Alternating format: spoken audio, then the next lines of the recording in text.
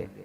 तो ये जो गोपियां हैं नित्य निरंतर साधना में संलग्न हैं, उन्होंने जब इस ध्यान की मुरली को सुना और आज उनका समय पूरा हो गया है, सारे पाप नष्ट हो गए हैं, आज वो दिव्य हो गई हैं, आज वो पवित्र हो गई हैं। रास का मतलब कोई स्त्री पुरुष का मिलन नहीं है, रास का मतलब है कि जीवात्मा और परमात्मा का हमेशा हमेशा के लिए मिल जाना। हाँ, आत्मा और परमात्मा का मिलन होने का मतलब है रास। नाचने को रास नहीं कहते हैं। भगवान किसी जीव के साथ नाचेगा क्या, आप सोचिए। सज्जनों, आज गोपियों ने सुना और गोपियां श्रृंगार कर रही थी। लिम्पन्त्य प्रमजन्तोन्य अंजन्त्य काश्यलोचने व्यत्यस्तवस्त्राभरण काश्चित् कृष्णान्तिकं ययो। ये जो लीपा पोती होती है ना, ये दो तरह की होती है।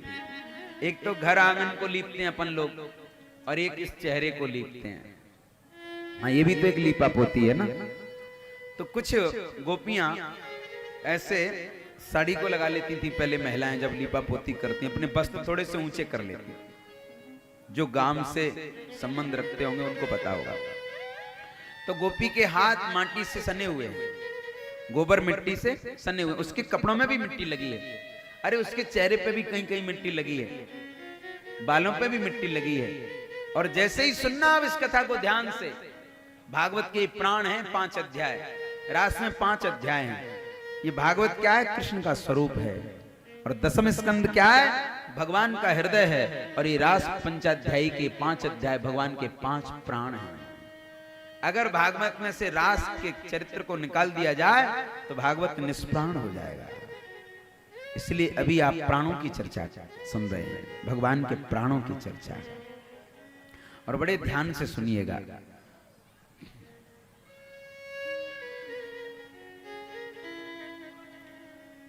जैसे ही गोपियां आई और गोपियों ने भगवान को प्रणाम किया, ऐसा नहीं, भगवान ने गोपियों का स्वागत किया है।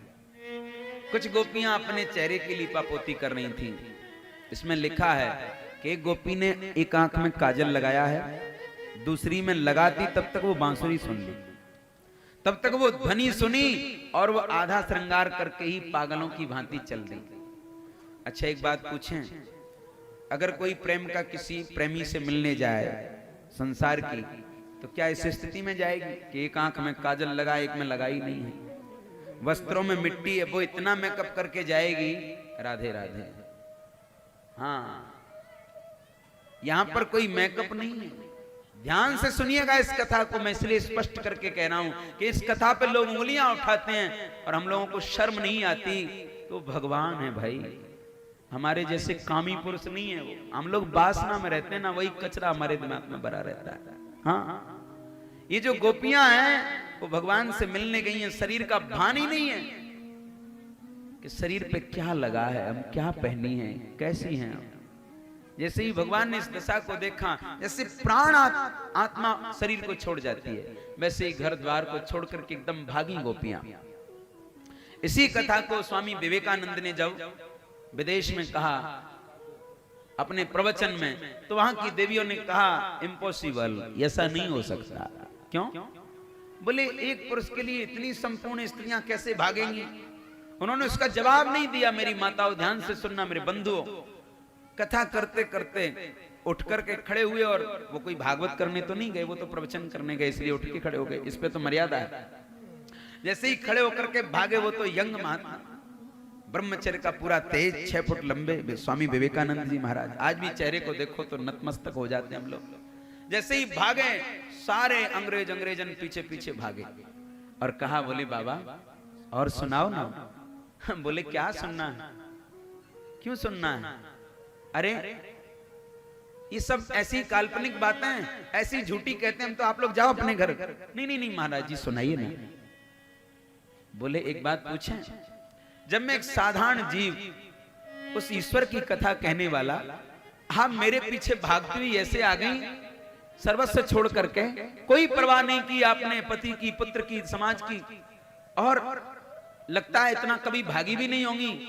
जब एक साधारण पुरुष के द्वारा उसकी चर्चा करने पर यह चमत्कार है, तो वो जब स्वयं मुरली बजाया होगा तो क्या नहीं हो सकता है।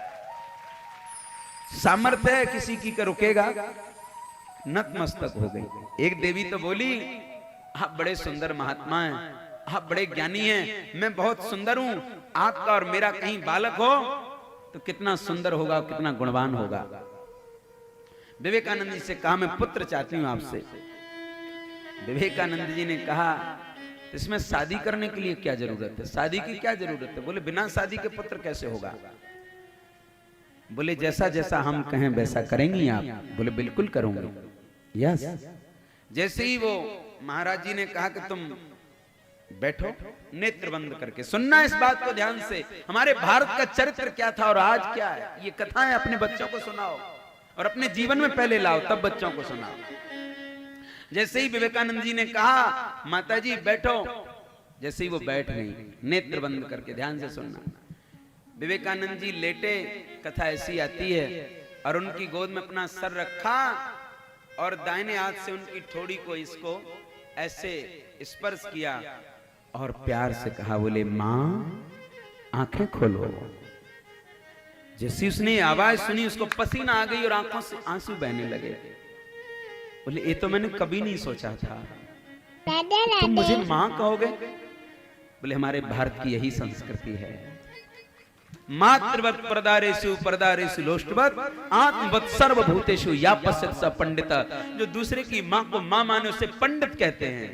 पंडित कोई जाति तक सीमित नहीं है। जो दूसरे की बहन को बहन माने उसे पंडित कहते हैं। जो दूसरे की पुत्री को अपनी पुत्री माने उसे पंडित कहते हैं। कौन कौन बनना चाहता है पंडित, उठाओ हाथ। माताओं ने उठाया, भाई लोगों के हाथ शायद नहीं उठे होंगे, उठा भी ले होंगे तो भगवान सामने है, गलती मत करना। थोड़ा सच्चाई से उठा के देखो इस बात को। पंडित बनना चाहते हैं आप, पंडित यह है, मातृवत प्रदारेषु प्रदारेषु लोष्टवत आत्मवत सर्वभूतेषु या पश्यत स पंडितः। विवेकानंद जी ने कहा, देवी ये हमारे भारत का संस्कार है। बोले देश मेरे तू जीता रहे।